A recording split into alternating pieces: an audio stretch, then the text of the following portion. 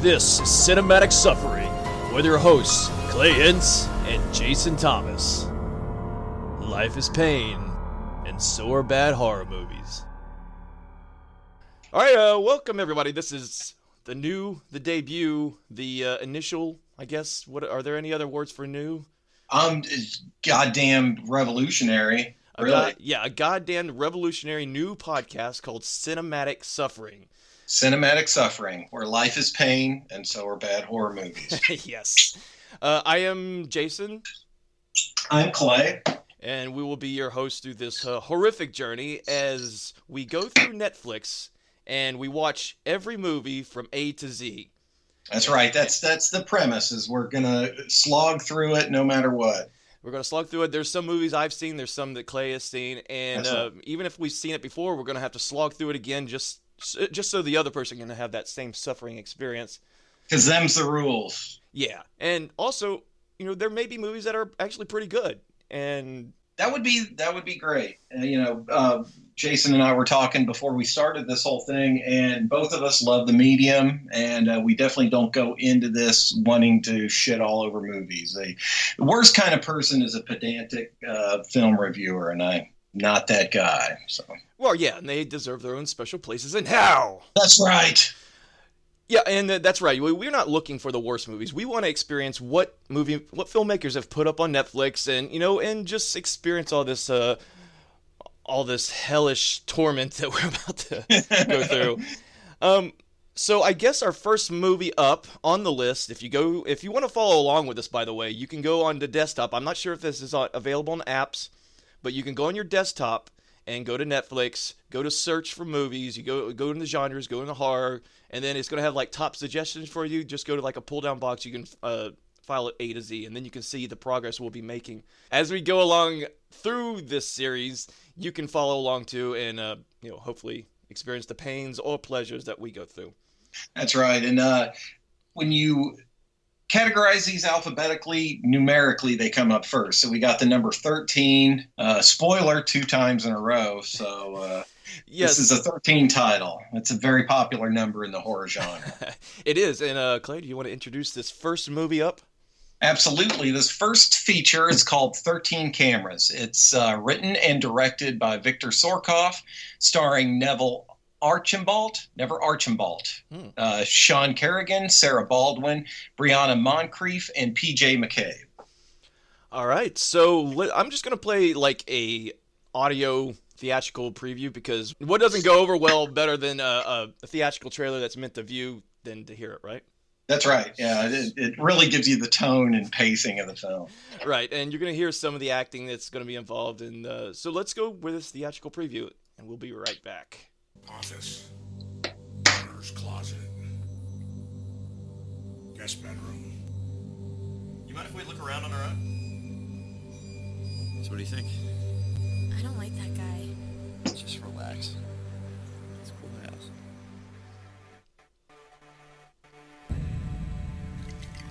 He's just creepy. Every time I look up, he'd be staring at me. You know he's got a key to your place, right? I don't want to be alone with him. It's fine.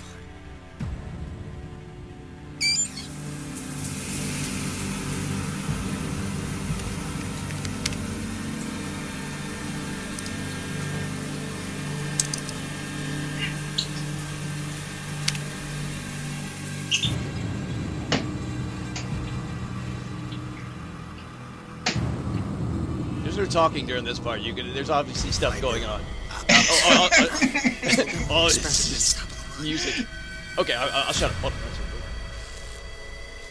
1080p, backup batteries, and they're practically invisible. They can be hidden almost anywhere. Discretion is the name of the game.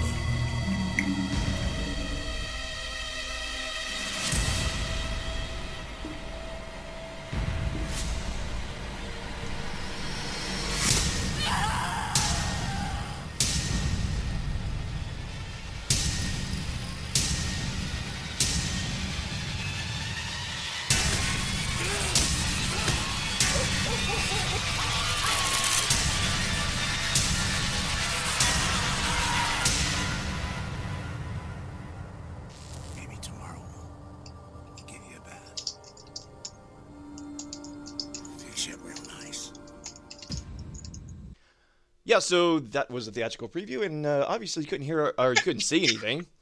Couldn't see anything, and I couldn't hear a damn thing. But that's me. Hopefully, that doesn't count for everybody. Yeah, so you heard a lot of music. You heard I heard a dog barking. Yes, that was a creepy dog. Yeah, that and was it put very. me at unease. Clay, do you want to? Let's start from the beginning. So the film starts off with what I found to be a pretty effective music sting and a montage of people going about their lives, bathing, brushing their teeth, getting in the shower, doing all these things that you would presume to be private moments in this montage. And it showed in classic horror movie hyperbole a bunch of statistics that we're not going to do the work to confirm or deny about how many people are being spied on in their home. So. Right, and these are all supposedly video shots of video cameras and this mass collage, and you see people taking craps and brushing their teeth, and yeah, like getting up to all kinds of naughty shenanigans. So that's how it starts off, and then we immediately cut to our leading man, and in my opinion, the only person with any redeeming qualities in this feature. And we're talking about the landlord, of course. The landlord played pretty well by Neville Archibald. I apologize to Neville if I'm mispronouncing your name there, buddy. But it's the creepiest dude that I've seen on camera since that bug-eyed anti-protagonist in the Human Centipede 2. I can't remember that guy's name. I don't know. Yeah, I know what you're talking about, though. This guy, this landlord, he was... I mean, they wanted to get the creep factor. They found the perfect actor for this. This yes. Guy, his mouth was constantly agape, grunting. He's looking at videos. He's installing videos, I think, at the beginning, and video cameras, I should say. He's installing at the beginning, and he's just kind of wobbling around in this weird kind of body shuffle that he has.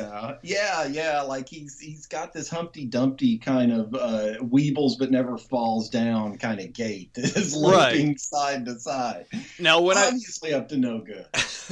Now, when I first saw the theatrical preview for this, there's a scene where he has his shirt off, and and I thought this guy was like some ripped elderly man. I mean, he's not super old, but he's probably in his late 50s, early 60s. But he took his shirt off and he's screaming in the theatrical preview, and he's got these muscled shoulders, and I'm like, holy crap, this dude is going to kick some ass. It's terrifying. He's got that frightening, upsetting old man cut thing that Sylvester Stallone kind of has going on now too. Yeah. That it's just kind of upsetting and it's unsettling. It's really unsettling. There's this, like I said, when he took his shirt off, but when I saw the film finally and he took his shirt off for that scene, or several other scenes where he jumps in the pool, he has this weird Gollum-esque body that's kind of... You know who he looks like to me is, Till Lindemann from Rammstein? You know, that dude? Right, yeah. It's his special needs brother is kind of what I was thinking when I was seeing it. This dude's got a chaperone, and he goes to special classes. He was wonderful cast. Right. Yeah, and I don't want to disparage that. We're putting him down just because of his physique, his whole entire look, and his character, the way he was portraying it, was really done well for this movie. And I'd love to see his headshots, that he shops around to any talent agents, however those Hollywood types do it. Because I'm sure it's like, yes, I'm upsetting. Can I have a part where I'm playing an upsetting person? Yeah, we got you covered in 13 cameras. Did you happen to look up an IMDb on him? Maybe see if he's done anything else? He's done a handful of other things. I'm not familiar with his other work, but if I was a betting man, I'd say that he's been cast to type in a pretty tight corner. Right. Yeah. I think this is another one of those movies that we started off with, and we were both really excited to do this. And then you said immediately, I think I've seen this movie before. I had, and I remembered it fondly. like anytime you watch something twice, I guess you're reminded of what might have been a problem the first time that you didn't catch, or it becomes a bigger problem the second time. So I'm interested to see what you thought of it. Yeah, yeah, and I definitely had my thoughts after seeing it. I took a few notes as I was going. I didn't take many. Yeah, I think overall the movie was entertaining. yeah, It wasn't badly shot. It was shot kind of like, it wasn't really artistically shot, but it was capable. yeah. I mean, you're right. It looked good. The cinematography was definitely functional.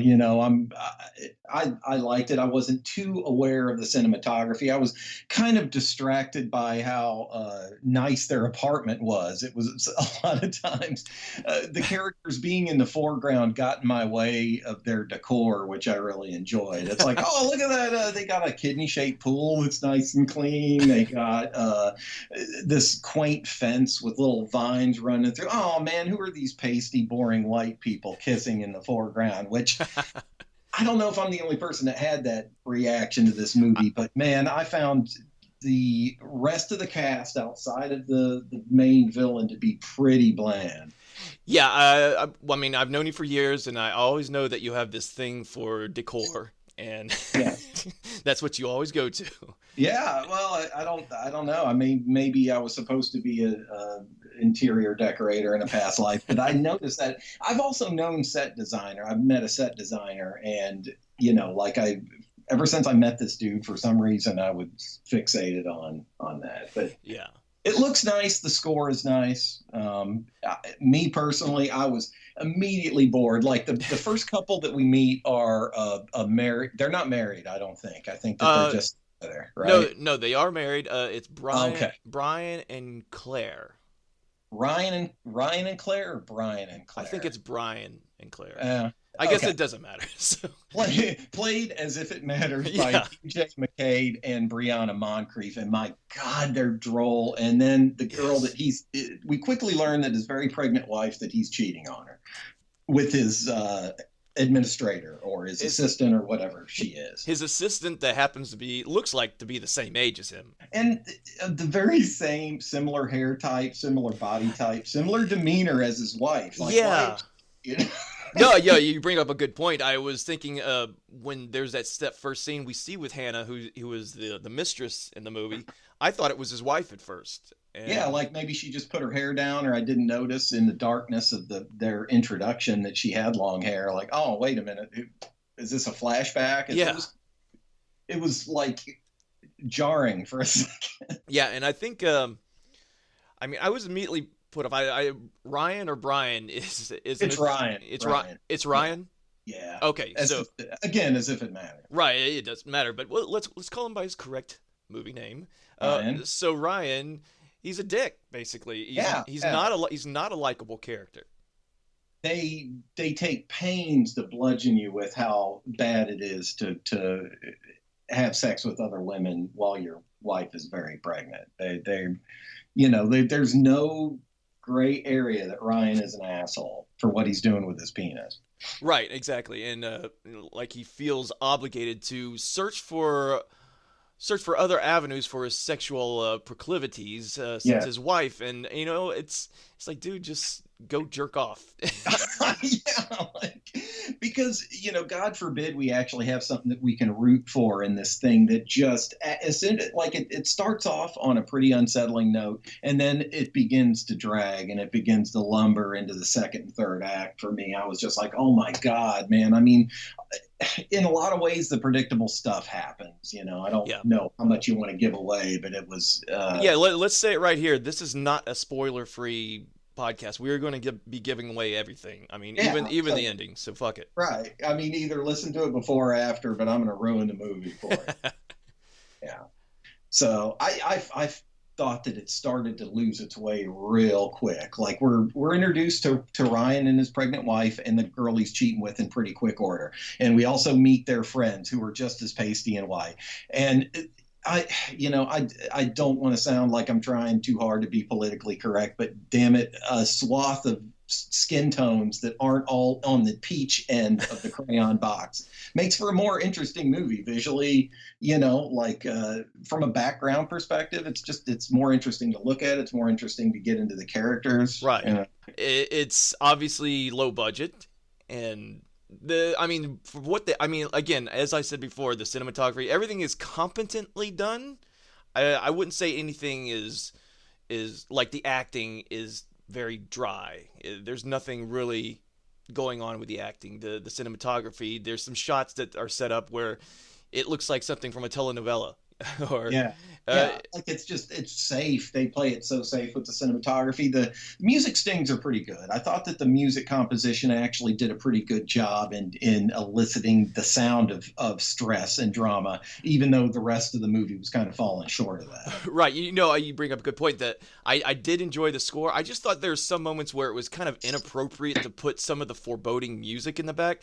There's a scene at the very beginning where Ryan is talking to his friend, and I'm not sure what his friend's name, but I guess Paul. That's his name, Paul. Is that it? I didn't take any pains to learn the ancillary characters. Yeah, Paul is probably the Affleck's baby brother that never made it into film. It's what it seems like, because he has that same connotation, the annotation. And so Ryan is talking to Paul, and he's saying, "Yeah, Hannah."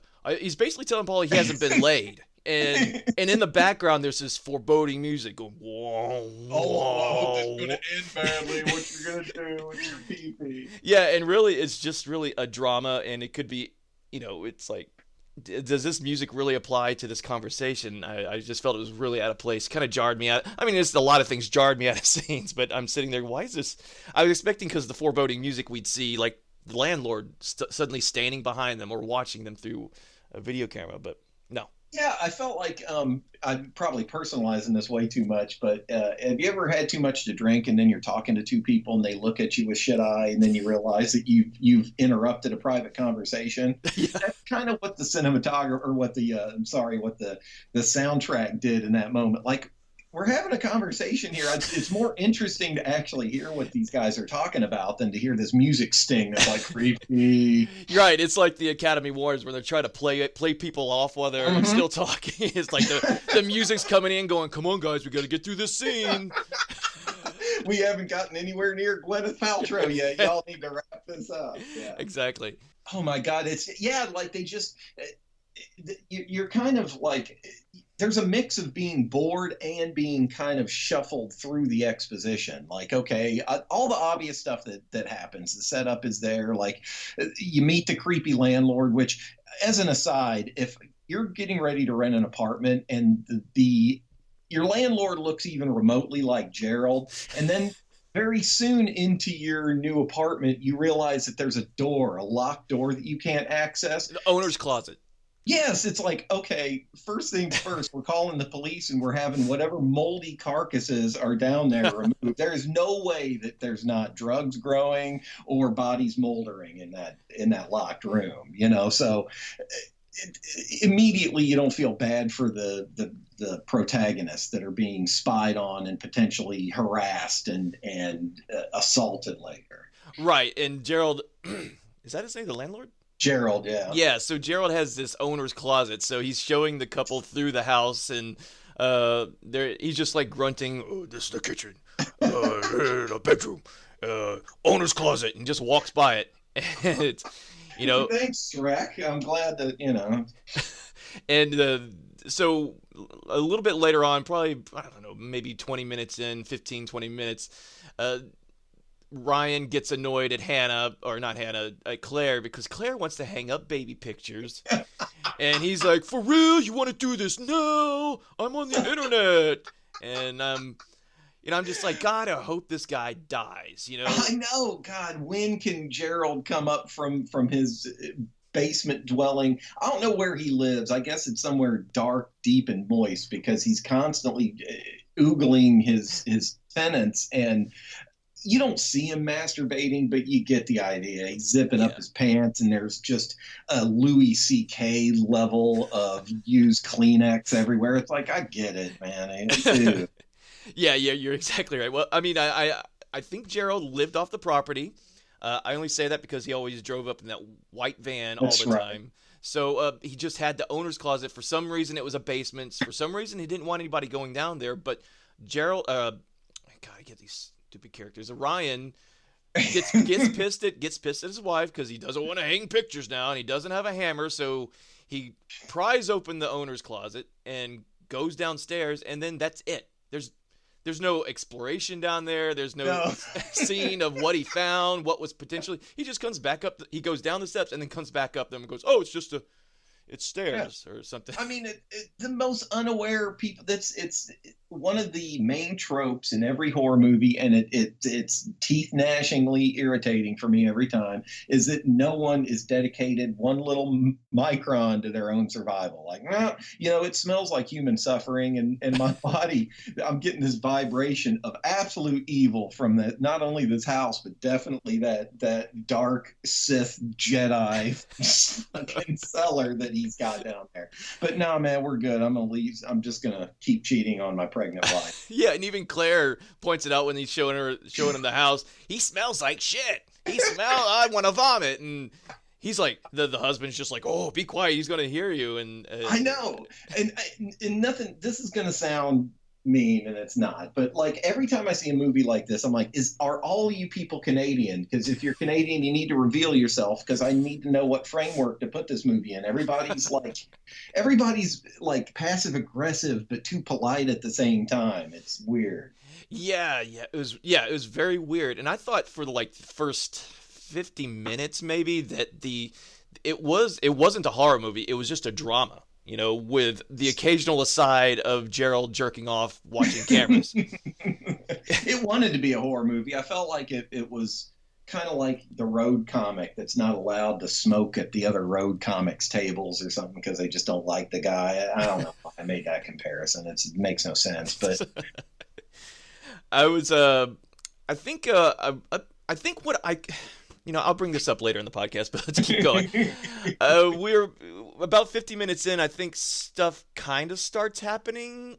Somebody gets kidnapped, and Gerald drags somebody into the basement. That's right. The big moment of, okay, we're moving now. Right. So most of this stuff up to this moment, I remember now, is Hannah, the mistress is now somehow obsessed with Ryan, and she's calling him, and she came over and was with us. He's found her and his wife talking with each other, and he's like, "What's going on?" And I guess the wife needed some help setting something up, but Hannah didn't know what the fuck she was doing because it's And on the opposite side of that, so we have the moment that you're just talking about, where Hannah just horrifically violates the side girl code. And then on the opposite side, the friend of Ryan's that you mentioned before, he had confided in him, I think earlier on in the movie, that he was cheating on his pregnant wife. Right. And then he eventually tells on him. So you've got this Ryan dude picks his flings and his friends poorly. Like, you can't trust this dude with a secret, and you can't trust her with a secret. You chose unwisely, my friend. Right. I mean, when Ryan was telling his friend that, yeah, I'm cheating on her, and then it comes out later that Hannah is exposed, and it turns out Ryan's friend Paul told his wife, and of course his wife goes over there and tells Claire, the pregnant wife, what's going on, and all the foibles and the drama and the melodrama that happens when, oh dear, I've been cheated on, you get out of my house, and I don't want to get out, I love you, and it becomes this again a soap opera mode, and we don't really up to this point we only see the landlord go in every once in a while and make adjustments to the basement where he fixes the doorknob to the basement because it was busted open by Ryan earlier. He installs soundproof padding, which somehow blocks everything out. I mean, I don't see. It blocks. It's real good with smells too, because they, we could have inferred, but they make sure that we get the idea that the person he's got captive down there is pooing and peeing into a bucket. Because there's this protracted scene that we didn't need of Gerald shuffling upstairs and dumping the slop out into the sink, which really proves my point that he was on the little bus on the way to school. And I don't know why we needed that, but soundproofing doesn't keep smell out, in my estimation. Soundproofing a door. I mean, I guess we can assume that he went and soundproofed the ceiling of the basement and the walls of the basement, because you're a musician. Does soundproofing work that well? If everything's done correctly and right and sealed and with the right materials, yeah, it will soundproof to a point. But it looked like the half-assed job. You saw when Gerald opens the owner's closet, and it's just like 3 pads of foam that he tacked onto the door. That stuff that ships eggs with eggs or something. Yeah. And I'm thinking, well, and then of course the sound design is really good in this movie. I'll give them that. That they. So he opens the door and closes it, and he puts a radio down there so he can hear a radio, and then he closes it. It's. I mean, that was preposterous, but whatever. And then him taking that poo bucket when I guess we should mention that, Gerald, eventually Hannah comes to the house by herself because she's going to expose the whole thing to the wife, and Gerald arrives instead and kidnaps her. And instead of taking her out of the house to somewhere else in his creepy white van, he decides to lock her in the fucking basement of the couple's own home. I know. They've already established that we're very, very skeptical about this room you've locked us out of. It just, I think that this dude obviously had a real diminished intellectual capacity, and people along his life should have spotted it. Like, dude, you're buying all the red letter stuff at Home Depot at once. We need to keep a close eye on you. Community people, we need to look out for one another, and Gerald tops a list of people to kindly keep an eye on. Yeah, he's the type of character that you would look on the sex offenders list to see if he's living within any mileage of your children. I mean, I'm going to do a little slight aside here, but it's something that bugged the shit out of me during this movie. No one shut and locked the security doors. They're not dedicated to their own survival. They realize that there's enough white blonde people in the world. They assume the cops are just going to show up in a minute, so why shut the security doors? I noticed that it's like the front door has a security door, and it was wide open. They would always leave, lock the door, go inside, and the security door would be wide open. The back door was the same way. The back door had a security door. They just left it open.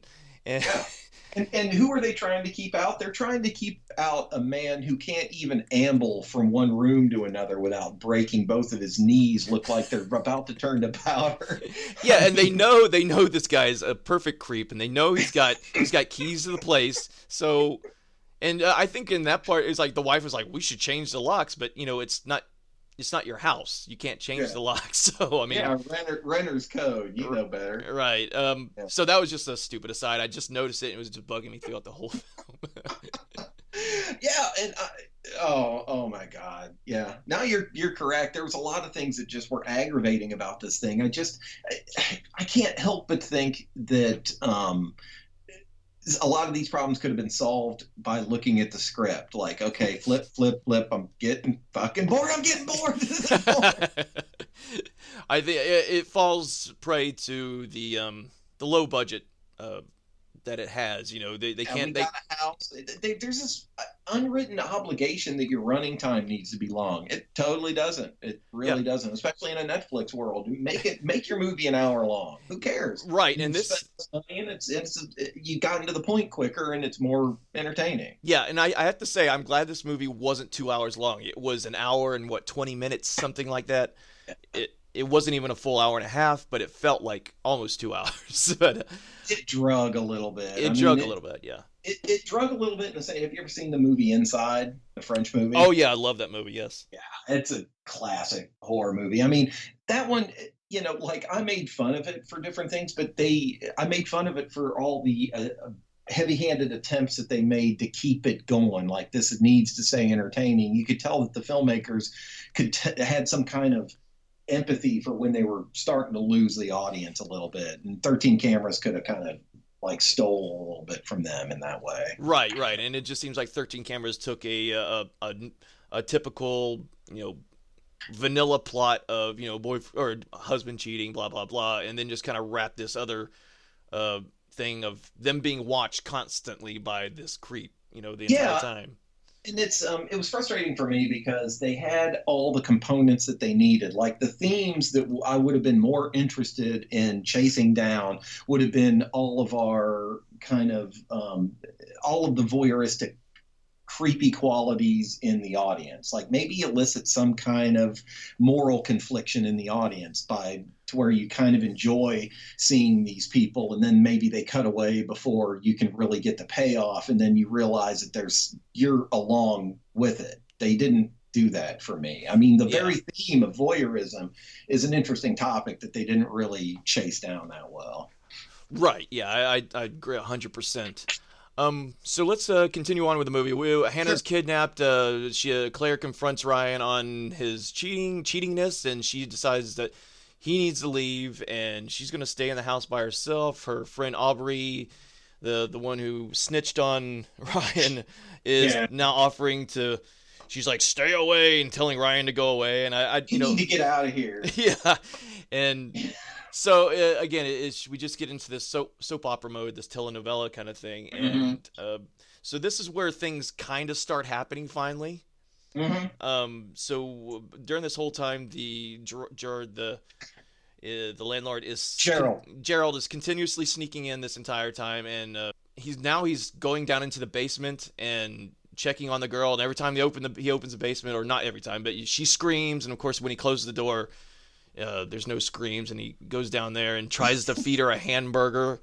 Yeah, which this poor girl must be vegan because, like I don't want to keep coming back to this, but her poop is the color of oil, of like motor oil.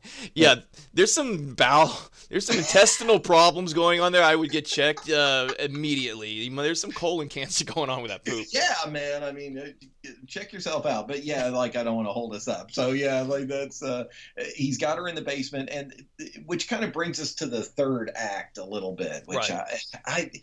I've watched this movie, mostly sober, mostly awake twice, and it just big chunks of it just vacate my brain. It's like I don't have the hard drive space for it. I don't know. Was it that boring for me, or was that just me? I felt it was I want to say it was boring, and I know I've said it has dragged. Didn't you say something along the lines of it's dragged more than RuPaul's Drag Race or something? Yeah, I said a drag queen racing a dragster doesn't drag as much as this thing's dragging. And I don't know. Was I alone in that? No, I don't think you're alone. There were parts that I felt like that, but at the same time, I would consistently look how much time I had left in the movie. I'm like, there's only 30 minutes left. So, okay, yeah, this is okay. I'm at a good pace. I'm fine. So Yeah. I think, I mean, I've watched worse movies where the pacing was extremely horrible, and I kept checking the time, every 5 minutes and seeing that I still had 2 hours to go. So I won't say this one kind of did that to me. I think by the time, because they were following every beat of the story, that you have your first, your first setup, you have your climaxes, you have everything that needed to be there was happening. I felt like the thing was meant to make couples get in a fight that they normally wouldn't have. I think that was the only purpose of the movie, is that somebody funding it said we can make your movie. I'll give you some of my dad's money, but you've got to tell everybody that you're a cheating piece of shit. And now we have 13 cameras. It's perfect motivation. It's not about voyeurism. It's about infidelity. Let's get into this third act here. Yeah. All right. So basically, where do we get it with the third act? He's got the woman in the basement, and Gerald's in the house getting ready to kill somebody. Is that where we're at? Yeah, pretty much. So Hannah's down there. Well, at first we see Hannah. She's chained in the basement. She's screaming, and Gerald's wherever his place is with the camera, where the monitors are. He sees her struggling and sees the ring that he put into the wall starting to come loose, and she's about to pull out. So he takes off in his van to come to the house, to go down in the basement to to, I don't know what, to finish her off or do something. It's hard for me to gauge what Gerald's thinking. They don't let us into his head. It seems like impenetrable to get in there. I don't know what is going on because I can't figure out Gerald's motivation at all at this point. Yeah, and that's a big problem with this specific villain. So yes, we have Hannah's in the basement. Gerard shows Gerard or Gerald. Gerald. Okay, like Gerald's game. Right. So Claire is in the bathroom taking a shower while Gerald. I'm just gonna call him the fucking landlord. Okay. Well, that's the name of the movie in other places. So that's is it? Okay, cool. So the landlord comes while Claire's in the shower, and he goes down in the basement to shut Hannah up. Hannah does pull loose. She pulls loose from the board, and she does escape, right? I'm currently trying to remember this stuff, which is an indictment either on me or on the movie, because I feel like I should remember. Yes. Having seen it twice, Right. So she does escape. I'm just eventually she does escape because Ryan comes back home, and Claire thinks she sees the video cameras now, and so Ryan sleeps on the couch. And while he's sleeping on the couch, he hears noises. The dog starts barking, and he goes out and checks the back and sees doesn't see, but we see the landlord standing in the back looking all creepy as usual. And he goes back inside, not shutting the security door again, and no one cares for this door at all. Right, yeah. I mean, if you really felt, that you were in trouble, might shut and lock that security door, but so that happens, and Ryan gets back into bed or on the couch, and next thing you know, screams. Hannah somehow escapes, gets out of the basement, and they all kind of rush around and go into the bathroom. Ryan becomes becomes a hero, I guess. He's got a baseball bat, so shit is on when you're the only man in the room and you got yourself a Louisville Slugger. Right, so Ryan thinks he's a badass now because there's a Louisville Slugger, and I guess this is not a character arc, by the way. Any asshole can pick up a Louisville Slugger and defend their home. They can be a fucking wife beater, they could be a child molester, and they're like, I'm going to defend my home with a fucking slugger. Oh, it's a very good point. This doesn't redeem this piece of shit in any way. No. And I'd like to go on record that I would hate Ryan, even if he was a perfectly loyal, kind, like honest husband, because he was that poorly written and shallow and two-dimensional. Yeah, very two-dimensional. So we go and... So then this is another thing that kind of annoyed me too. The landlord trips the circuit breaker, just turns off the lights, and I'm like, wait a minute, you're human too. You can't see in the dark. You're kind of fucking yourself now. Well, have you seen his eyes? Obviously, they pick up a color and light spectrum that we humans aren't capable. Yeah, he's seeing the ultraviolets. Well, that would be perfect. Let's just crudely edit some moments from Predator. Just the first Predator. We'll just put Arnold Schwarzenegger's whatever it is, that weird night vision face from Predator. Right, and then just have like little voices come up that sound like unintelligible. I know, and it says in the bottom right-hand corner, Gerald Vision. Well, I think we're already rewriting a better movie right now. You accidentally make one, but yeah. Please continue. So we're pushing more into this. So the landlord shuts off the lights for whatever reason, because I guess he knows the house better. Maybe that's it. He knows the house. Yeah, like you would know your own house better. Well, I can give the movie that. Right. Yeah. So I'm wondering this entire time, why isn't someone calling the cops? But then I remember call back to earlier in the film where he always has to go outside to talk on the phone because he can't hear. Yeah, and they did. There was a quick scene where the pregnant wife, whose name I can't be bothered to remember, Claire, thank you, is in the corner of the bathroom, furiously messing with her smartphone that's not working. Right. So they constantly reminding you that it's just a rule that we gotta go with, that technology will not work because our movie fails. So we have so the two women are now locked in the bathroom, Hannah and Claire, and Ryan's out there with his his baseball bat, trying to be a hero. And Mhm. I'm not sure which happens first, but Hannah escapes through the window.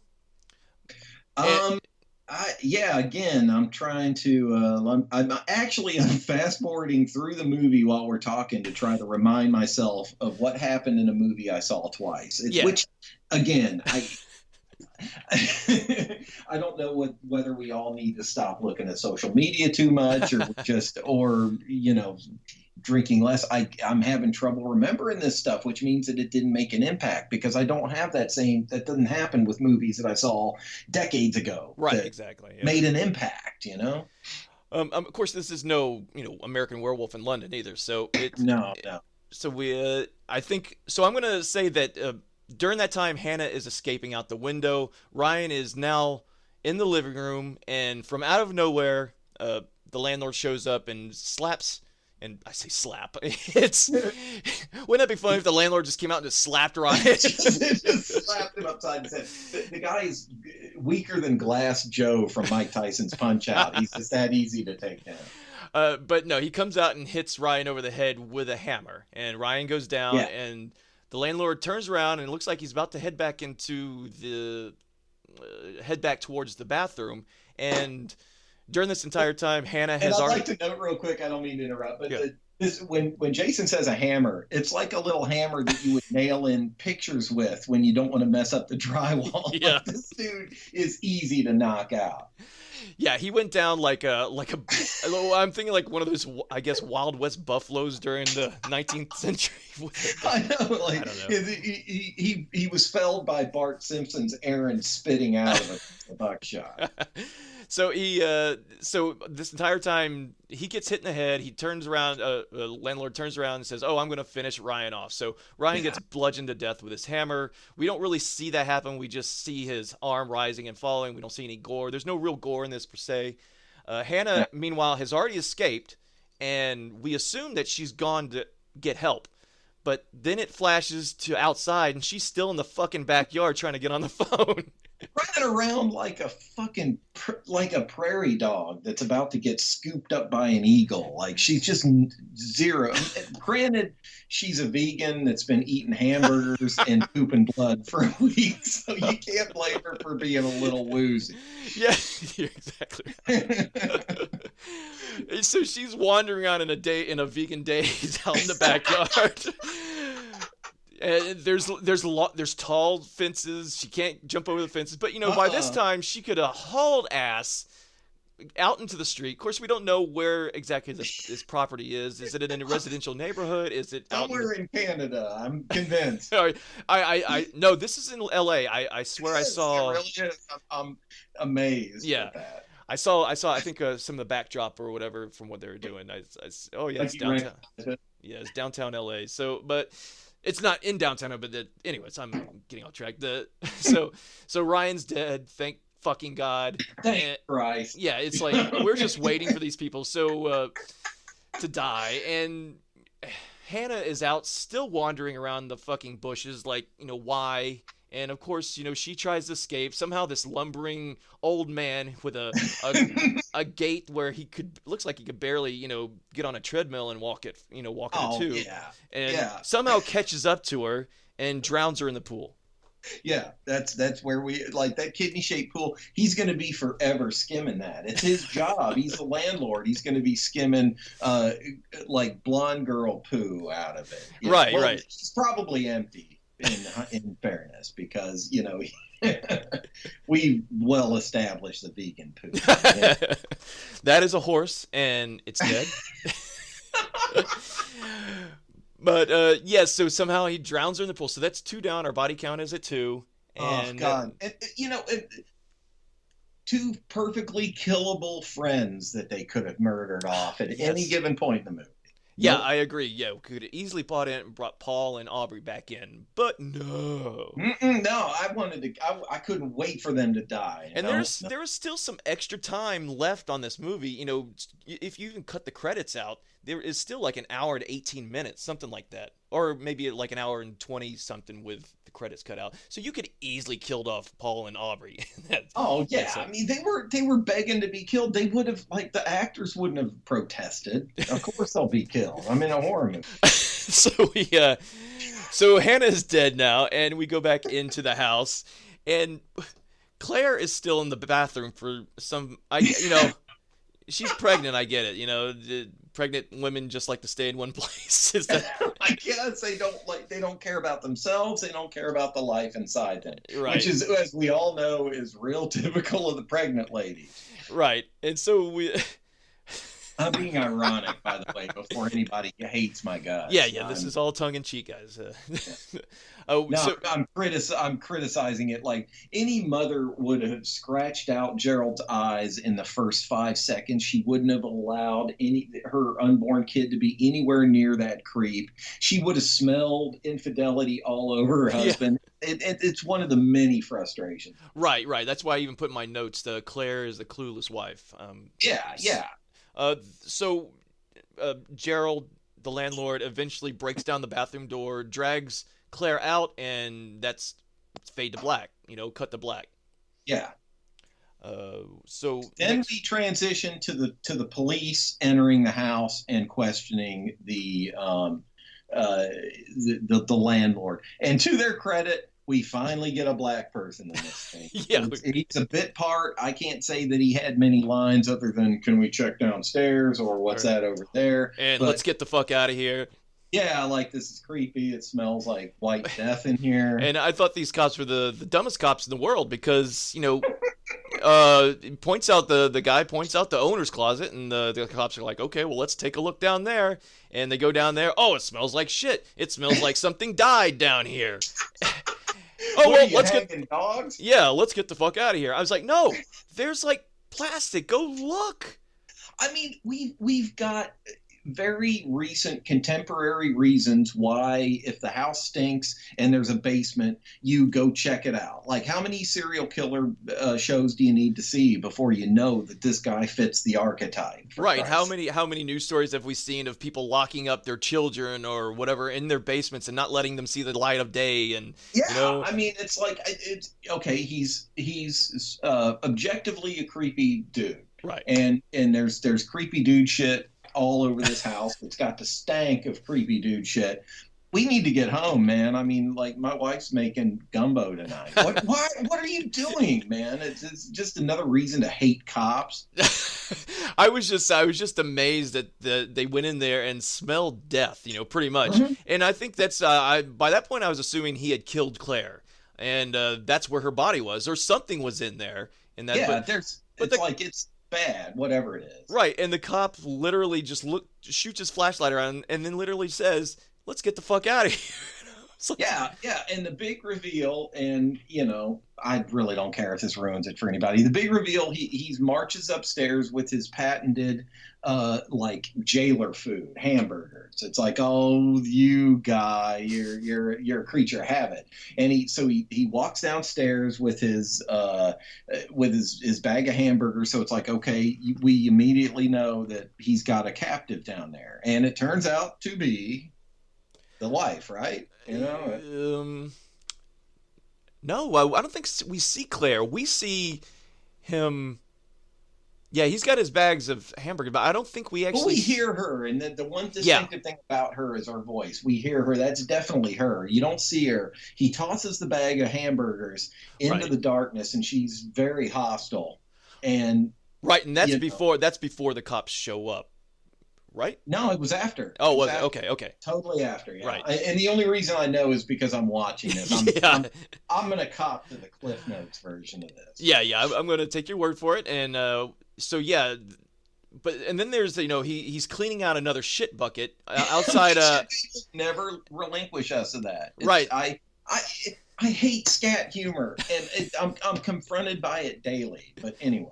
Yeah, so he's obviously the property manager of an apartment complex, and because a woman on a balcony says, "Hey, Gerald, my toilet's backed up. Can you come in and fix it?" And he's like, "Tomorrow." She's like, and she just takes off cheerily, "Okay," and leaves. Meanwhile, he's cleaning out a shit bucket. you will wade knee deep in shit. Which was another reason that I was thinking, like, this has got to be in Canada. Like, there's no one would tolerate that. Like, okay, like I'd be like, hey man, I will call 17 different associations on your weird lumbering. Yeah. I thought so. That's not even the ultimate reveal. The ultimate reveal is which I gotta admit, kind of won me back a little bit. Was that like you tell him. Well, the ultimate reveal. He gets back into his white van, presumably to go off and do other creepy free shit. Candy van, as we call it. What is that? His free candy van. Oh, his free candy van, exactly. And he has I think he has hamburgers with him, and he turns to his right, and there's a baby in a car seat next to him. So not only is he a horrible serial killer and chronic masturbator, but he knows he's a midwife too. He's really he birthed the baby somehow. Well, I mean, he didn't birth the baby, but obviously this kid is older, so it's not a newborn. So I'm kind of wondering, the time span that has elapsed isn't really known at this point. But I think at this point we can assume that Claire is dead. Or she was okay, Claire is alive. Okay. He tosses her hamburgers and you hear her voice where she's demanding probably to see her baby or to be let go. Yeah. You know how women are. They're constantly complaining about being like cut fed off their newborn children, fed real food and let to leave a basement, as horror movies present us with. But no, she's alive. Okay, she's alive. She had the kid, and this Gollum-esque Till Lindeman's creepy brother motherfucker is raising this child, right? And then ends in an up note in a way. Like even the score tells us this is funny. And he tells the kid he's like, "Be quiet," and then he smiles. It's the first time we see this creep smile, and I'm like, oh god, I long for the days when your mouth was agape and just looking at porn. Your own personal porn. You really know you're an auteur when your porn is only yours. That's a level of artistic engagement that I'll never be available to. Exactly. So after that, it's cut to black pretty much in the credits. Yeah. Scene. And then we got a nice round font, so it's a typographer. It's it's very pleasing on the eyes. It's nice and round in the middle and the ends, and I think the soundtrack.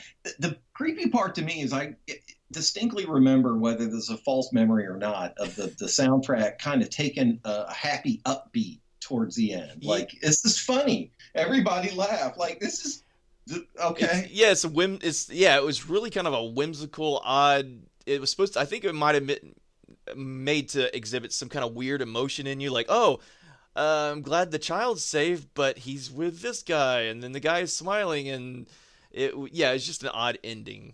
Yeah, and I mean, the only reason it was effective is because Inside exists. Not to bring Inside up again. Like, if you're going to do that, like, it was the same ending as Inside, but they just didn't have half of the conviction to make everybody hate it and have nightmares for the rest of the life. Let's not forget. I'm not recommending Inside. Well, I think the only thing I would recommend seeing Inside for is the gore. I mean, there was a lot of it.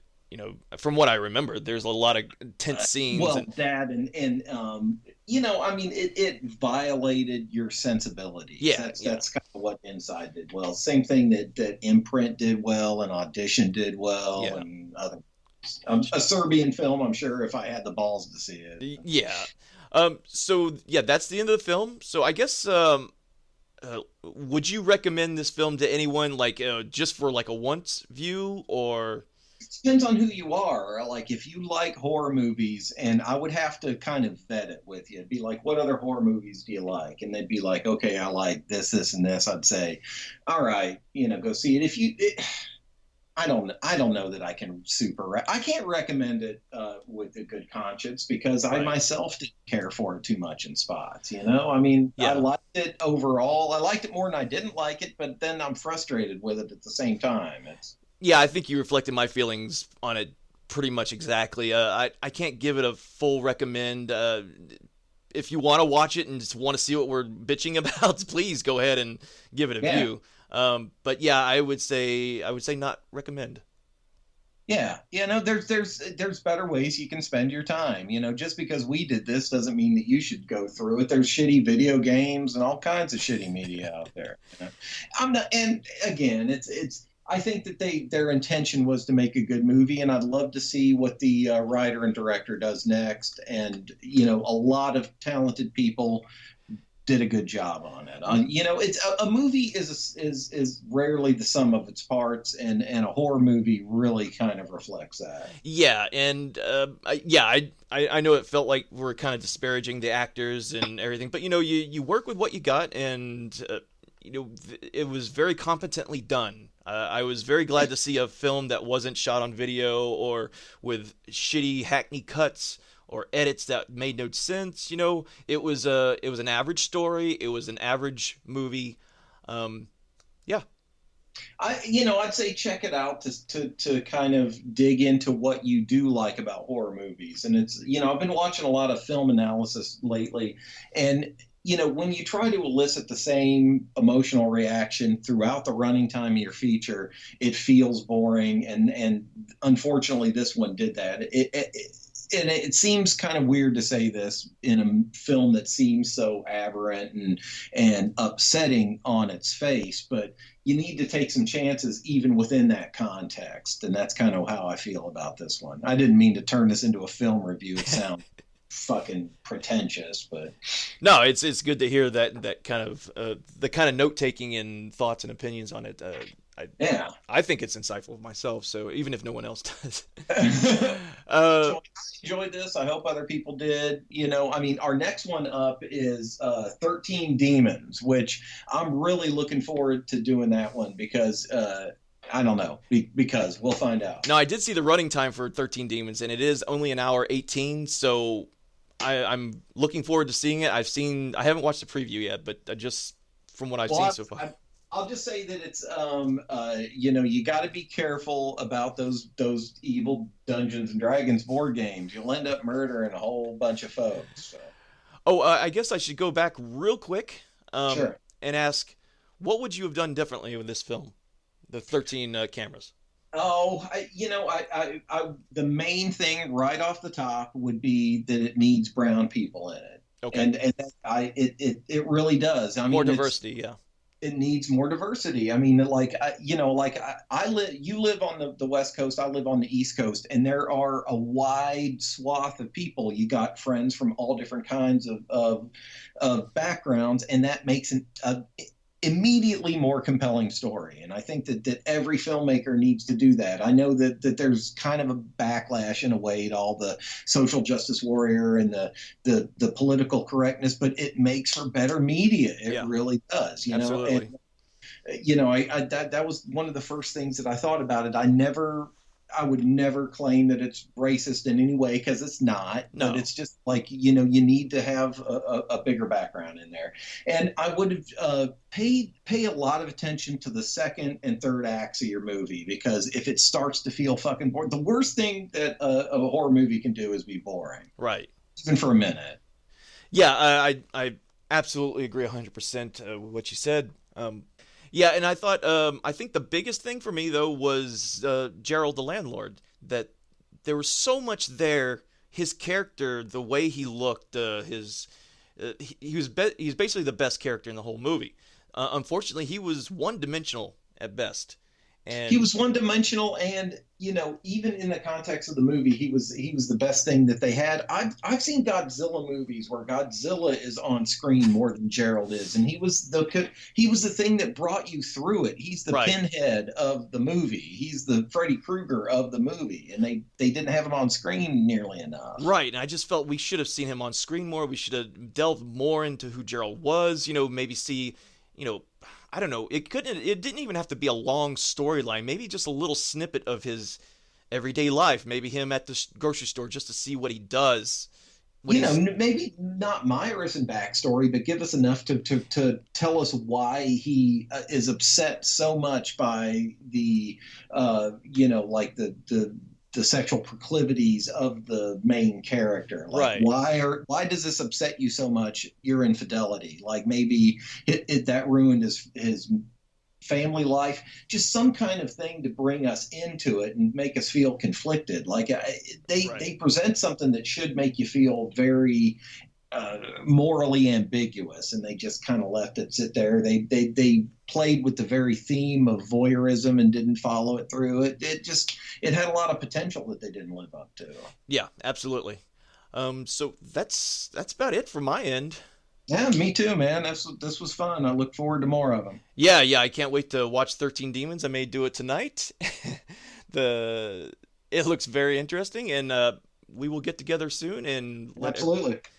All right, everyone, thank you for tuning in to Cinematic Suffering. I'm Jason. I'm Clay. And we'll talk to you next time. Bye. Take care, y'all.